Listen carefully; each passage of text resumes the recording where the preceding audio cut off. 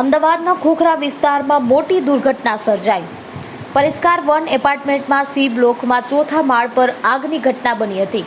આગના બનાવના પગલે ફાયર વિભાગની 7 ગાડી અને પોલીસની ટીમ ઘટના સ્થળ પર દોડી આવી હતી, જેમાં ફાયર વિભાગની ટીમ દ્વારા 8 લોકોને રેસ્ક્યુ કરીને બચાવવામાં આવ્યા હતા। હાલ આગ પર કાબુ મેળવાયો છે। સદનસીબે આ ઘટનામાં કોઈ જાનહાનિ થઈ નથી। ફાયર વિભાગના અધિકારીઓના જણાવ્યા અનુસાર અમદાવાદના ખોખરામાં આગના બનાવને લઈને ફાયર બ્રિગેડની 7 ગાડી તાત્કાલિક સ્થળ પર મોકલી દેવામાં આવી હતી અને આગની ઘટનામાં રહેવાસીઓમાં ગભરાટની સ્થિતિ ઊભી થઈ હતી।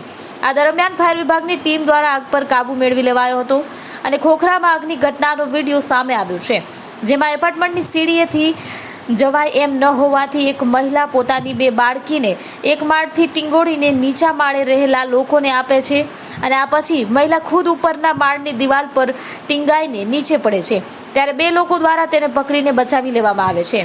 ડિવિઝનલ ફાયર ઓફિસરે જણાવ્યું હતું કે આગની ઘટનામાં કુલ 18 લોકોને ફાયરની ટીમ દ્વારા બચાવી લેવાયા હતા અને આગ હવે કાબૂમાં છે।